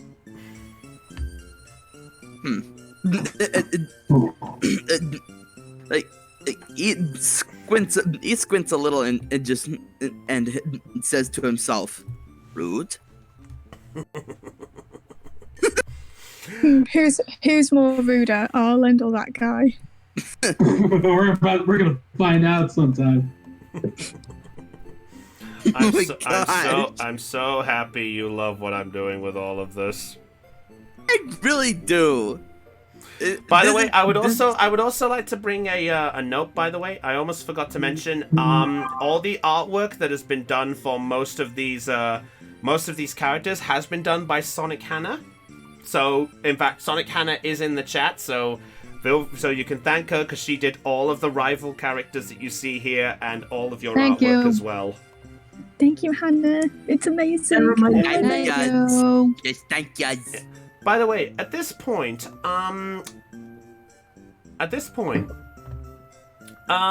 you know what? Arlen, Tycho, and Louise. Both make a perception check for me, please. Actually, no. Tycho's watching the stage part, so Arlen and Louise make a perception check. I was just being amused at the commotion going on over there. Okay, perception. You. Does Heidi's character need to do it too? What is with me and Lil Rose? She kind of does, but since she's not here, I don't know her number, so don't worry. But I'll say with that 10, Louise doesn't notice because she's busy sort of loving the Shuppet. Aeon, you do catch something briefly out of the corner of your eye from the back. There is another figure that just is seen at the entrance.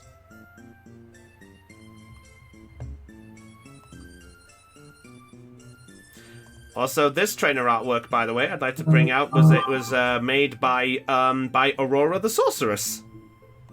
Wait, whose? This one back here. So basically, Arlen, what you see before you is a sort of roughed up type of trainer, and you see a bug net just briefly behind the back of him, and he's just watching from the distance for the moment. And he's just staying back at the entrance for now. Duly noted. Okay, you're just making a note and that's it? And moving away. Okay, fair enough. I have an idea that I want Mochi to do. So Mochi kind of like. Oh shit! I just noticed where that Pikachu is. It's like Mochi sort of like looks up at him, and he does this like sort of like nearly like sort of like a cocky smirk. Yeah. Okay. Yeah, I'll try and. Like the one on your Are profile you- picture here on. Are you trying to intimidate him or just make him smile? Or what are you trying to do? I'm gonna have him like sort of like almost like to be like intimidate, saying like, yeah, whatever. If you, Okay. I can imagine this like monkeys be probably thinking, yeah, if you hurt my trainer, I'm gonna make you regret it. What are you Okay. typing? Make an intimidation check for Mochi. Oh no, wait. Oh shit, I have to go with my trainer. Yeah, you have to get your intimidation from Pikachu. He should have his stats at the bottom. Oh yeah. Hold on. Fuck.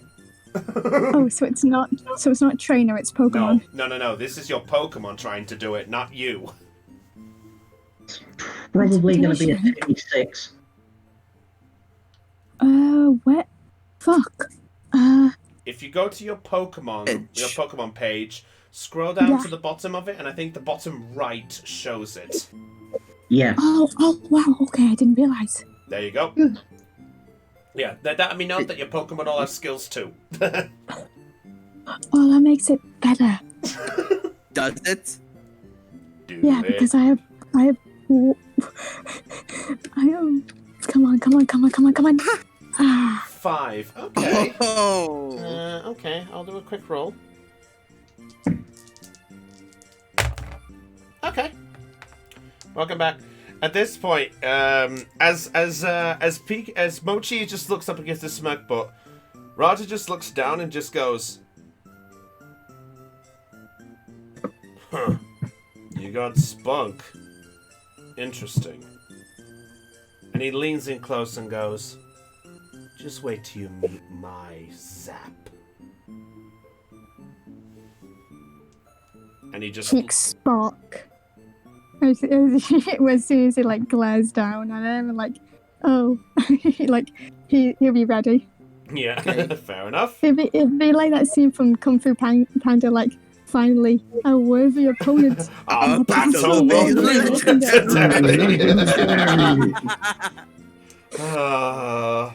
My God. I love that movie.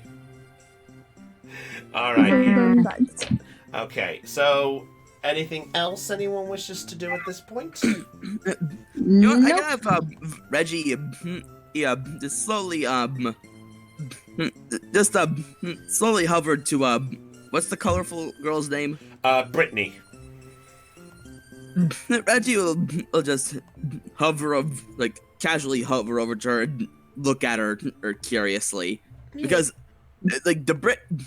the stuff that Brittany is wearing is a little unusual for Reggie.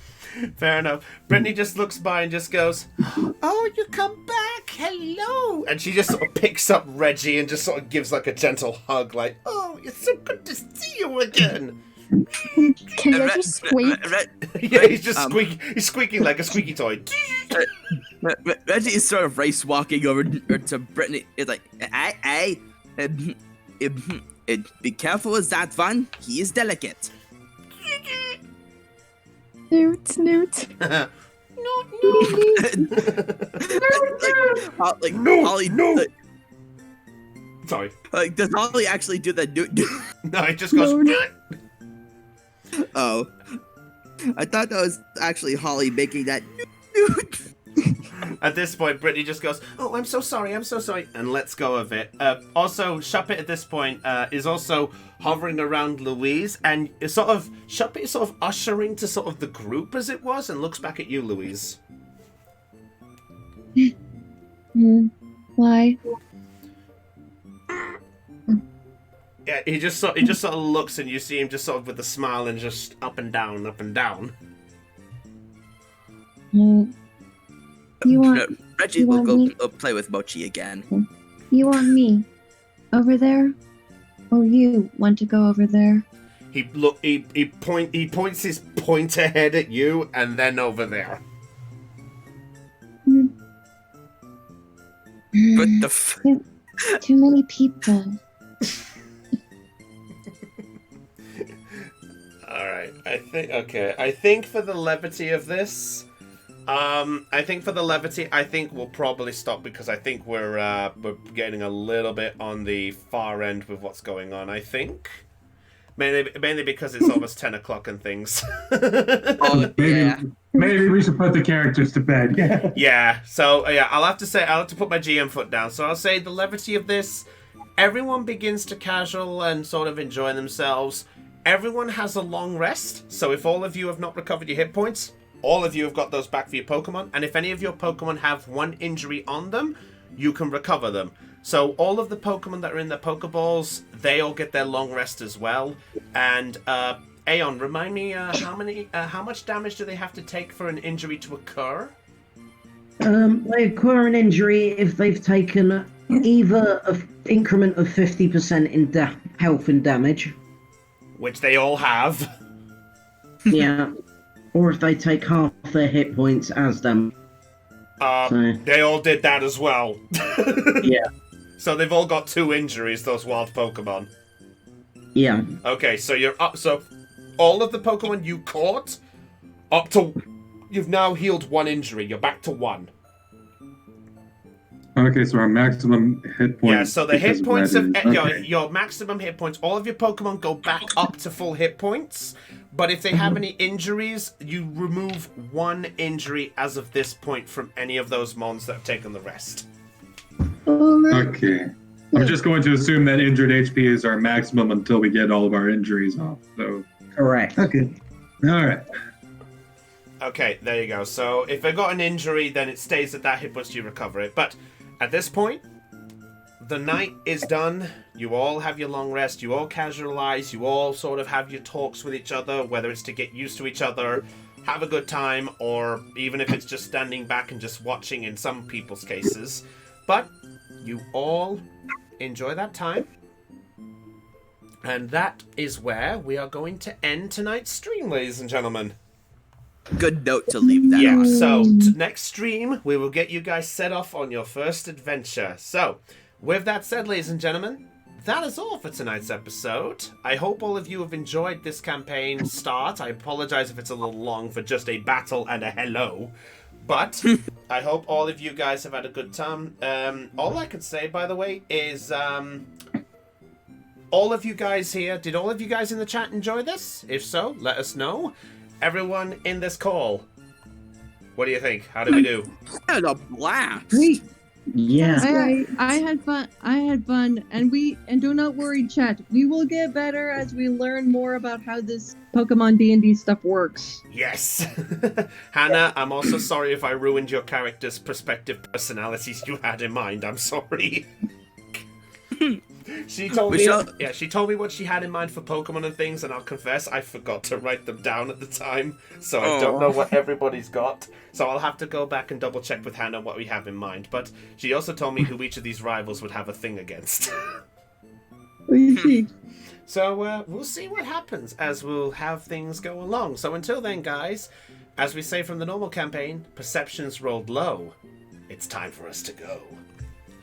Yay, that's been fun. Alright, but with that said, remember everybody, in 2 weeks' time, the next Pokemon D&D will take place, but otherwise, next Monday, we're going back to the land of Manu to see how the Hope Finders are going to fare with their situation in the land of Creo.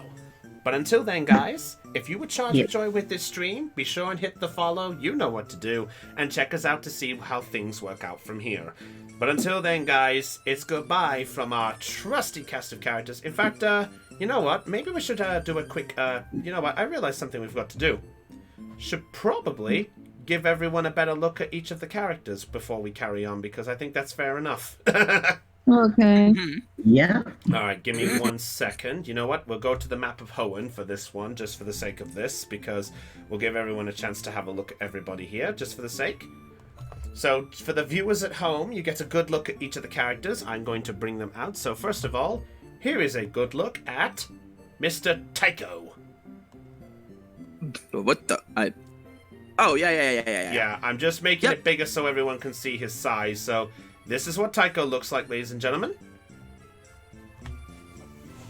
The lab coat makes him look professional. Yeah, so there we go. A better look there for all of you to see. So that's Tycho. for all of you to see there properly. I was going to do this as we did the introductions, but I didn't get a chance to put them in, and I apologize.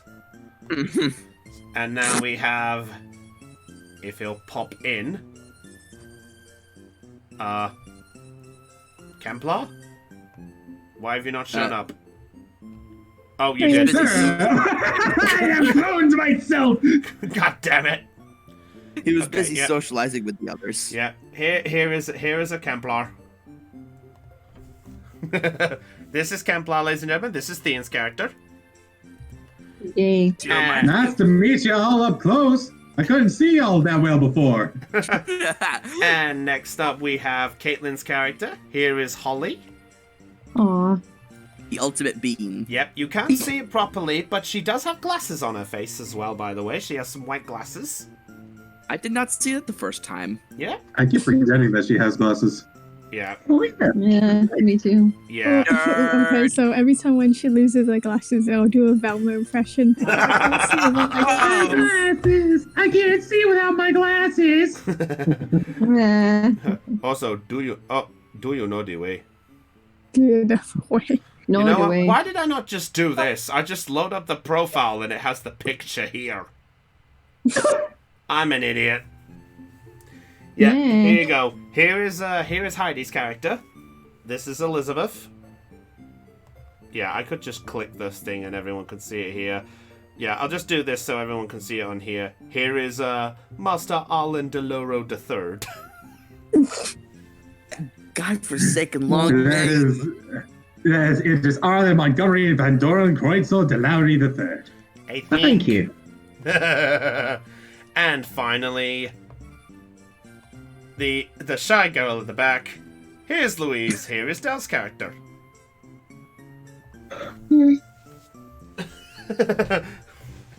So there you go. That's for everyone to see at home exactly of our lovable little characters.